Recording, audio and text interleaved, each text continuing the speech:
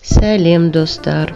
Бүгін мен сендермен бірге дәмі тіл үйретін өте дәмді тағам пісіретін болам.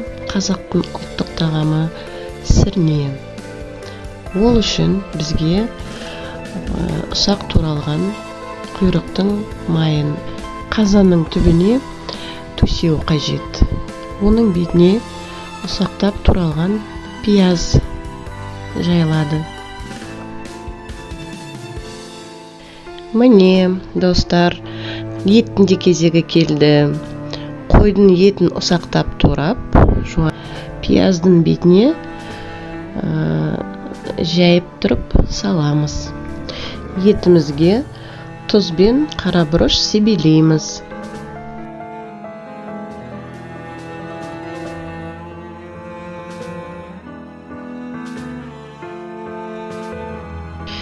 Енді еттің бетіне тұтасынан ұсақ туралған жуамен себелейміз, толық жабатындай қылып.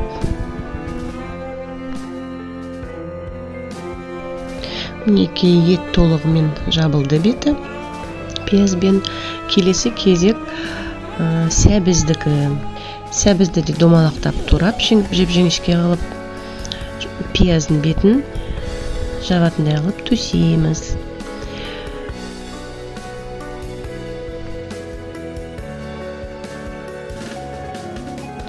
Сәбіздің бетіне туралған салат бұрышын саламыз. Салат бұрышының бетіне туралған қызанақ саламыз.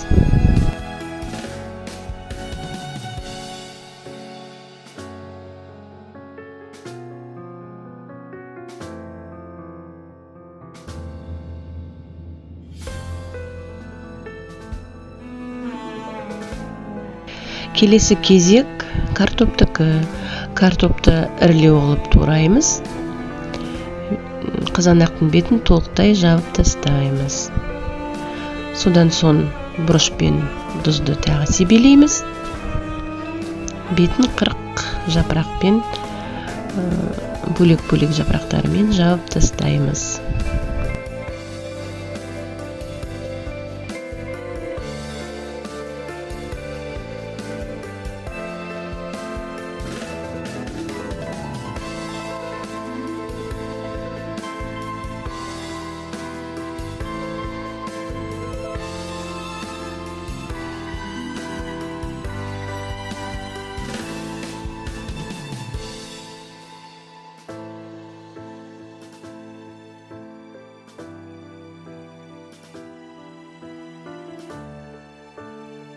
Міне, достар, өзіңіз көріп тұрғандай, әбден 40 жапырақтарымен сірнемізді жабып тастадық, бу шықпайтын қылып.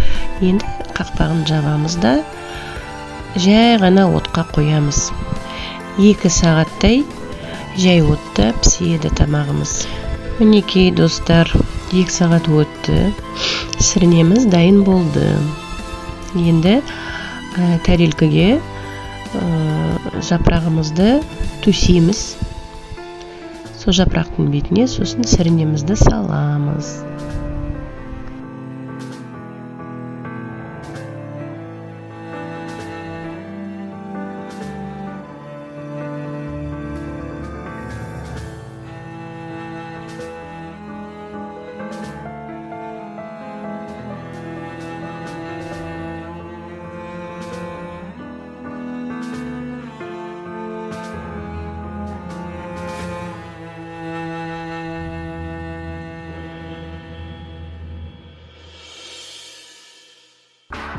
Мінекей, сірнемізді табағымызға салып алдық. Бетіне көк жапырақтарды себелейміз да.